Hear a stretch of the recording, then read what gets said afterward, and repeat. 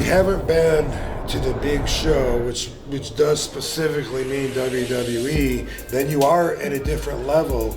And I can tell you that from my perspective as a wrestler, dealing with other wrestlers, and also dealing with any office personnel, it's all relevant.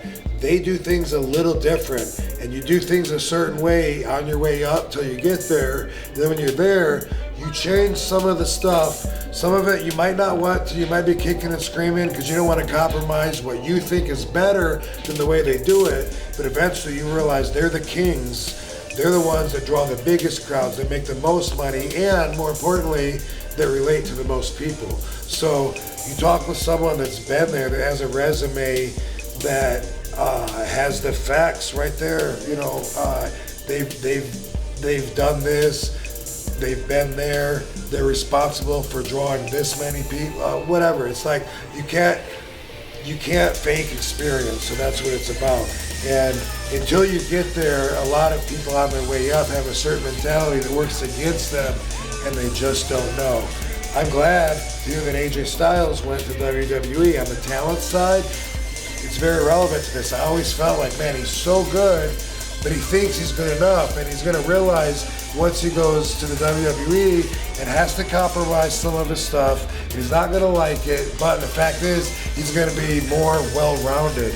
You can't be well-rounded until you've been to every place, and that is what it takes. And it's a business, you know, in reality of wrestling, they're business, they're for real. They're looking to take off and to definitely take over, and you don't always do that trying to be different in an inexperienced way and trying to test the mark and see if people will follow you because you're doing this differently. No. Book, Bruce Pritchard, top guys that are involved, they understand it more.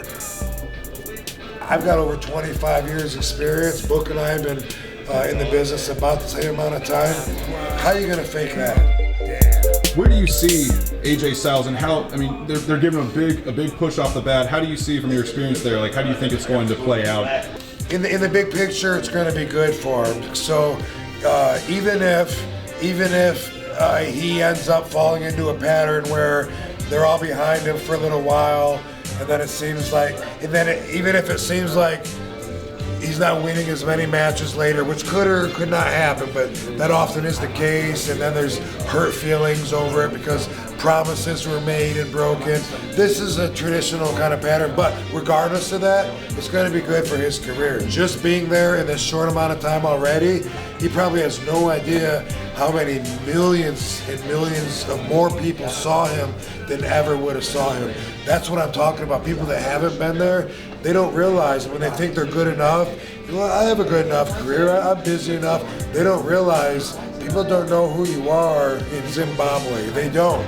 But after being on WWE, you learn that there's countries where there's all these kids looking up to you, emulating you. You're their role model. You never even thought you would ever be there. You never even thought of their country, maybe never even heard of it. That's the power that WWE has. So overall, it's going to lead to him being a bigger star, and that's what it's all about. Do you have any interest, or have there been any feelers about going back to the WWE at any point? Not for WrestleMania. I will be there for WrestleCon, which, you know, pretty much convention with wrestlers taking pictures and signing autographs, and I'll be there for that. So I plan on probably going to the Hall of Fame and whatever, and they will, I mean, I never thought about this till now, but it's likely they may approach me, I don't know, but we talked recently, and I'm not in a big hurry. Not a big hurry. I appreciate the open door.